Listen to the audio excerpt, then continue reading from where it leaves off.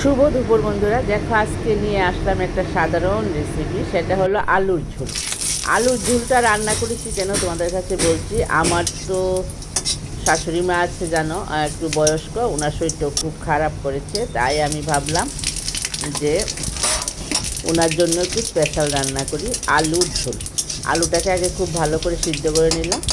তারপরে দেখো পাঁচফোড়ন, তেজপাতা, শুকনো লঙ্কা সবই ফোড়ন দিয়েছি। ফোড়ন দিয়ে আলুটাকে খুব ভালো করে মেখে নেব,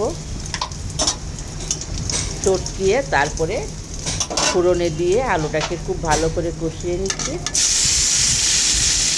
এখন তো আলুটাকে চটকিয়ে দিয়ে দিলাম, তারপরে একটু ভালো করে ভাজতে হবে আলুটা। এটা একদম রুগীর জন্য পারফেক্ট। পেটের ট্রাবলস যাদের থাকে তাদের জন্য তো কোনো কথাই নেই, আর এমনিতে নর্মালিও সবাই খেতে পারবো, কারণ খুবই ভালো রান্না। এবং কি বলবো, আমরা যখন মুখে রুচি না আসে তখন তো আলু অনেকটা ভর্তা করি, আলু মাখা করি, আলু এইরকমভাবে নেড়ে টেড়ে খাই আমরা, আমাদের ভালো লাগে। তার থেকেও বেশি উপকারী, বেশি ভালো লাগে ওই রুগীর জন্য যে রান্নাটা করা হয়।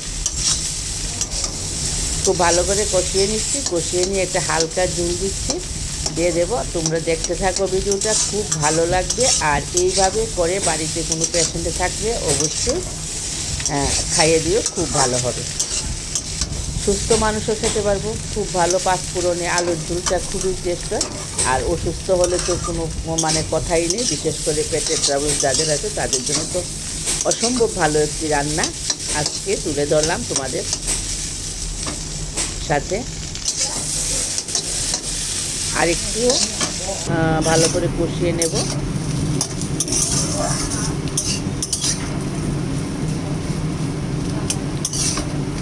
মোটামুটি ভাজাটা ভালোই হয়ে গেছে।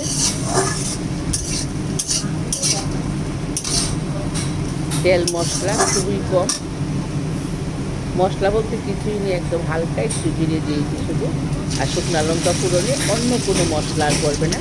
আর দেখো এবার জলটা দিয়ে দিলাম, একটু ভালো করে গড়গড়িয়ে আসবে, সিদ্ধ হবে, তারপরে নামিয়ে নেব। আর কোনো মশলাই পড়বে না।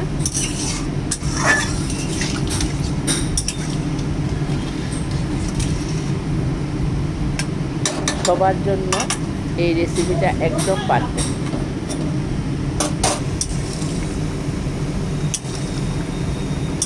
গড়গড়িয়ে এসছে, আর এখন আর একটু সিদ্ধ হলে একদম আর একটু আটসাট হয়ে যাবে রান্নাটা।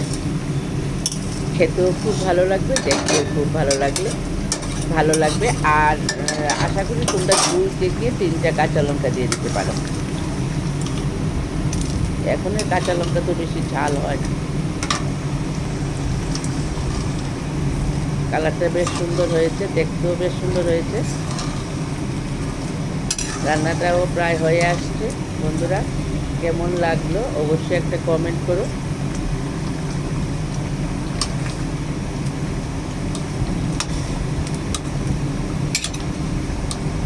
আমার শাশুড়ি মেয়ের জন্য ভালো, প্রায়ই এই ধরনের রান্না করতে হয়, কারণ ওনার অনেকটাই বয়স হয়েছে।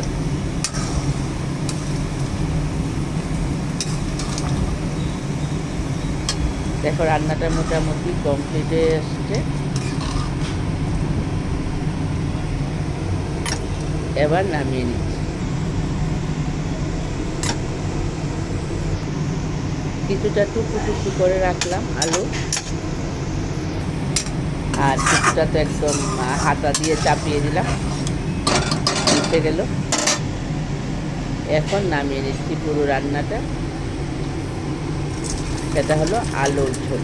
আলুটা একটু ভালো আলু নিলে ভালো হয়। বাই বন্ধুরা, দেখো রান্নাটা কমপ্লিট হয়ে গেছে। আমি কড়াইটাও ধুয়ে নেব।